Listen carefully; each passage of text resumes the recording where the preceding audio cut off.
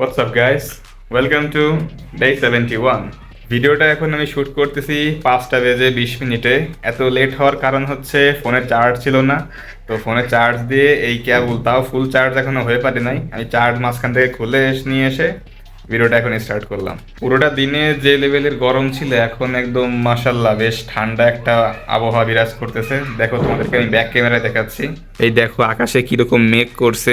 এখান থেকে 1 ঘন্টা আগে তোমার আকাশ পুরো অন্ধকার ছিল, ঠিক আছে। বিশেষ করে তোমার একদম দক্ষিণ সাইডে, এটা তো তোমার আমি দেখাচ্ছি উত্তর সাইডে, ঠিক আছে। এই হলো ব্যাপার। আর বেশ ভালো পরিমাণে তোমার এখানে দেখো বাতাস আছে, গাছপালা দেখো কি লেভেলের নড়তেছে। তো ওভারঅল একটা একটা গরম পরিবেশ ছিল, বাট এখন ওই ঠান্ডা একটা পরিবেশ হয়ে গেছে আলহামদুলিল্লাহ। তো রোজা রেখে এরকম একটা পরিবেশ, একটা ব্যালেন্স এনভায়রনমেন্টটা খুবই হেল্প করে, ঠিক আছে। কোনো রকম কষ্ট হয় না ভেতর থেকে। আর আজকের আমার দেখো একদম ঠিক আছে, কোনো পর্দা মর্দা নাই। তোমাদের তো আমি গতকাল বলছিলাম যে কাজ বাজ আমাদের ডে বাই ডে বেড়ে যাচ্ছে ঘরে, ঠিক আছে।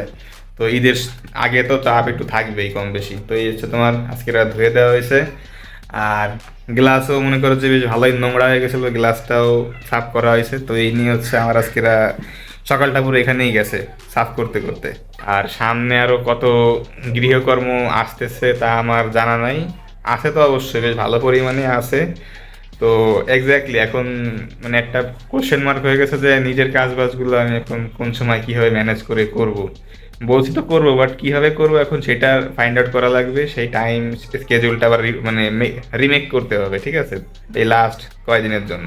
কখনো এইটা ভেবে বসে থাকা যাবে না যে ঈদ যাবে তারপরে সব কিছু ফিক্স হয়ে যাবে, ঠিক আছে। ঈদের আগেও এখনো বেশ কয়েকটা দিন বাকি আছে। তো সেই দিনগুলো এইভাবে নর্মালি অ্যাজ ইউজুয়াল গেলে অনেক ক্ষতি হয়ে যাবে আমার যা মনে হয়। তো যার জন্য এই কটা দিনের জন্য হইলে অ্যাটলিস্ট একটা টেম্পোরারি স্কেডিউল বানানো উচিত আমার, টাইম রুটিন।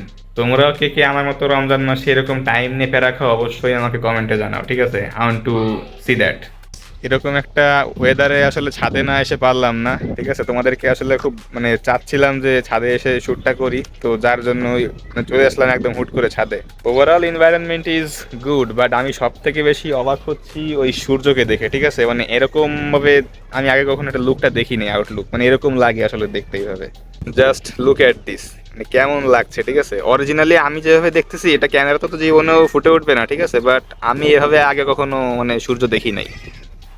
মানে দেখো চারপাশ কি সুন্দর, একদম মানে মেঘ, ঠিক আছে। পুরাই বলতে গেলে মেঘ দিয়ে ভরা আকাশ, অন্ধকার। এখন একটু আলো আলো হয়েছে, বাট এর আগে অনেক অন্ধকার ছিল।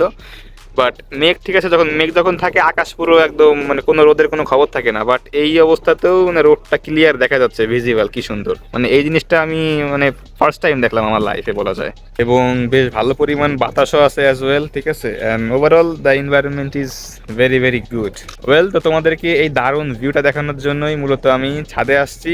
আই হোপ তোমরা খুবই এনজয় করছো গাইস। তো তোমরা ভিডিওটা এনজয় করো, দেখা হচ্ছে একবারে রাত্রে। ওকে সব guys, welcome again to all of you, and right now I'm back to my place. Well, তো আজকেরা ছিল 23-এর তারাবি, বেজোর রাত, খুবই গুরুত্বপূর্ণ রাত।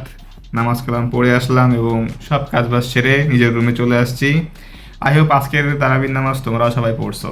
গ্যাস, তো বিগত 2-3 দিন যাবত ধরে আমাদের পেজে কোনো কন্টেন্ট আসছে না, একদম অফ আছে বলা যায়। অ্যাকচুয়ালি রাইট নাও আমি একটু বিজি আছি, তার কারণ তোমাদেরকে আমি ভালো মতোই বলছি যে আমার এখন ঈদের অলমোস্ট আর বেশি দিন কিন্তু বাকি নাই। তো এর জন্য নিজের পার্সোনাল নিজের যে কাজবাজগুলো তার থেকে বেশি প্রেশার যাচ্ছে ফ্যামিলির কাজবাজগুলোর জন্য, যার ফলে একটু ভালো পরিমাণে প্যারা খাওয়া লাগতেছে। ওভারঅল আমি সেই টাইমটা পাচ্ছি না। বিকালে অবশ্য বলছিলাম যে আমার একটা টাইম স্কেডিউল রুটিন আমার মেক করতে হবে অন্তত এই ঈদের আগ পর্যন্ত। এরপরে সব কিছু ঠিকঠাক হয়ে যাবে, ওইটা অতটাও সমস্যা হবে না, ডাজেন্ট ম্যাটার। বাট ম্যাটার করতেছে তোমার এই বেশ কয়েকদিন, মানে আর কয়েকদিন আছে। আজকের হচ্ছে তোমার ওয়েট 12 তারিখ, আর আছে তোমার সর্বোচ্চ 8 দিন মনে হয়। তো এই 8 দিন ধরি 1 সপ্তাহ ধরি তোমার, তাই 1 সপ্তাহের জন্য একটা হইলে টাইম প্ল্যান বা রুটিন বানানো উচিত আমার এখন। দরকার হলে কাজের মাত্রা বা চাপ কমায় দেবো, বাট যে কটা কাজ আমি করব একদম পারফেক্টলি সম্পূর্ণভাবে শেষ করব। আপাতত এই জিনিসগুলো চিন্তা করেই রুটিনটা মেক করার চিন্তা আছে। তো ইয়াস, আমাকে একটু বসতে হবে এই ব্যাপারটা নিয়ে।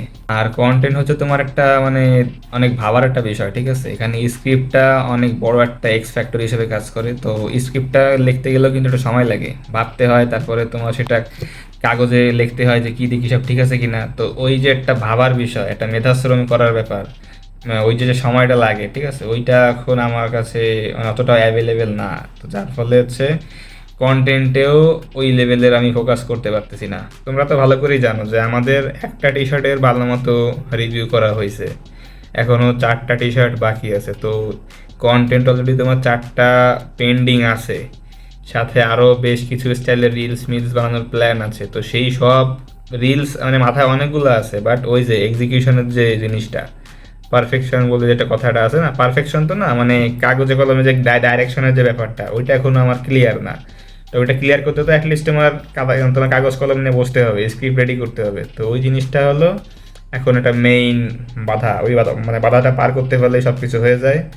তো স্ক্রিপ্টটা লেখা এখন একটা টাইম আমার কি বলবো, এইখানে মানে টাইমটা খুঁজে বের করতে হবে আমাকে অ্যাটলিস্ট, ঠিক আছে। এখন স্ক্রিপ্টটা যদি একবার আমি রেডি করতে পারি কোনোভাবে, তাহলে মনে করো যে এসব শুটমুট করাটা নর্মালি বেশিক্ষণ তো না, 1-1.5 ঘন্টা লাগে। তো মেইন ঝামেলা হচ্ছে স্ক্রিপ্ট আর ডাইরেকশন, মানে স্টাইলটা কেমন হবে, স্ক্রিপ্টে মানে কী কী বলবো আমি, তো ওই জিনিসটা হলো মেইনলি এখানে মানে ম্যাটার করে। তো দেখা যাক এই মাথায় আসলে শেষমেশ কি খেলে কি আসে, ঠিক আছে। তোমরা অবশ্যই সেটা দেখতে পারবা সামনে। আর গাইজ এইসব প্রেশার কাজবাজের ঝামেলা টামেলা এইসবের জ্বালায় বুঝছো, আমরা আসলে ডে 70 কথা ভুলেই গেছি, যে আমরা 70 দিন পার করে ফেলছি গতকালকেরা। আমার মাথায় নাই 70 দিন মানে মুখে বলতেছি, বাট আমার মানে এখানে সেন্সে কাজ করতেছে না যে আমি আসলে কি করে ফেলছি। আসলে আমরা তোমার 50 দিন 60 দিন মানে প্রতি 10 দিন পর পর কিন্তু মানে এই জিনিসটা আসলে আসলে বলি যে ইয়াস কেমন লাগতেছে কি দিয়ে কি, ঠিক আছে, মানে একটা মানে কৃতজ্ঞতা একটা ভালো লাগা কাজ করে, সেই ফিলিংসটা তোমাদের সাথে আমি শেয়ার করি। বাট কালকেরা 70 চলে গেছে, পার হয়ে গেছে, 70 দিন হয়ে গেছে অলরেডি। তো সেই জিনিসটা আমার মাথায় মানে আসে নাই, হঠাৎ করে তোমার মাথায় আসলো এখন আমার। তো সব কিছু আসলে তোমার হজবরলা হয়ে গেল। একটা ব্যাপার ভালো লাগতেছে যে আমি ডে 1 থেকে যেই টার্গেটটা নিয়েছিলাম যে ইয়াস আমি ভিডিওটা একদম এক নাগাড়ে 365 দিনের জন্য মানে চালিয়ে যাব, সেটা অ্যাটলিস্ট হইলেও মানে এখনো কোনো রকম রিদম ব্রেক করে নাই, যেগুলো অন্য সব কিছু করে বেড়াচ্ছে এখন।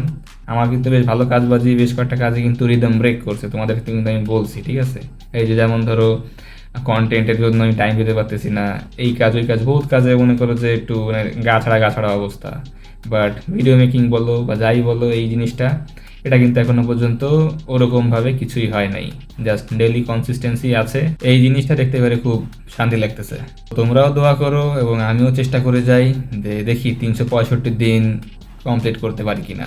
একটা জিনিস কিন্তু এর আগে আমি ক্লিয়ার করছি যে আমি কিন্তু এইসব ভিডিও মেকিং, এই যে চ্যালেঞ্জ, এসব কিন্তু আমার চ্যানেলের সাবস্ক্রাইবার বা তোমার লাইকস রিচ এইসব মানে বাড়ানোর জন্য করতেছি না, ঠিক আছে। এটা আমি আমাকে চ্যালেঞ্জ দিছি যে 365 দিন রেগুলার কনসিস্টেন্সির সাথে ভিডিও আপলোড করে যাব। এই জন্য কিন্তু সময় মানে মূলত এই কাজটা করা, ঠিক আছে। আমাকে কয়জন মানুষ দেখবে, ই করবে না করবে, ওইটা দেখলো, ঠিক আছে, ওটা তো বোনাস। আমি ওইটা তোমার এক্সপেক্ট করি না। আমি এখানে ভিডিও মেকিং করতে আসছি চ্যালেঞ্জ নিয়ে, নিজেকে চ্যালেঞ্জ করছি, তো যার জন্য এত কিছু করা। আর তার সাথে যদি তোমাদের সাথে আমার একটা বন্ডিং ক্রিয়েট হয় ইমোশনালি, তাহলে তো অবশ্যই ভালো। আমি তো আর জোর করছি না যে তোমরা আমার সাথে যুক্ত হও, আমার সাথে জয়েন হও, আমাকে বোঝো, আমাকে চেনো জানো, ঠিক আছে। যদি আমাকে অপছন্দ হয় তাহলে অবশ্যই অ্যাভয়েড করো, যদি ভালো লাগে তাহলে অবশ্যই আমার সাথে জয়েন হও। তো আমি আসলে কাউকে জোর করব না, আমি জাস্ট আমার চ্যালেঞ্জটা ফুলফিল করব, এবং ওই চ্যালেঞ্জটা ফুলফিল করার যে একটা টেস্ট, যে একটা অনুভূতি, আমি ওটা জাস্ট খালি ফিল করতে চাই, দ্যাটস ইট। অ্যান্ড এর আগেও একটা ভিডিওতে আমি ক্লিয়ার করেছি, হয়তো মনে হয় সপ্তাহখানেক আগেই আমি ভিডিওটা বানাইছি, যে ওই ফিলটা যখন আমি পাবো তখন ওই সেম ফিলটা আবার নেওয়ার জন্য আমি আমার যে কোনো কাজে আবার একটা কনসিস্টেন্সি ডিসিপ্লিন থাকার চেষ্টা করব, সেটা হইতে পারে ব্যবসা বা যে কোনো কিছু। তো ওই জিনিসটা কিন্তু আমার জন্য একটা ভালো মানে জিনিস মানে বয়ে আনতেছে, ঠিক আছে। এই জিনিসটা আমি আর চাচ্ছি না এক্সপ্লেন করতে, অলরেডি একবার বড় একটা ভিডিও বানাইছি, তো ওইখানে সব কিছু দেওয়া আছে। তো I don't want to explain this right now. Well guys, এতক্ষণ যাবত কাজের কথা বললাম না ফালতু কথা বললাম, আমার কাছে এর উত্তর নাই, তোমরা এটার উত্তর দিও, ঠিক আছে। তোমাদের সাথে দেখা হচ্ছে ইনশাল্লাহ আগামীকাল। টেক কেয়ার অ্যান্ড আল্লাহ হাফেজ।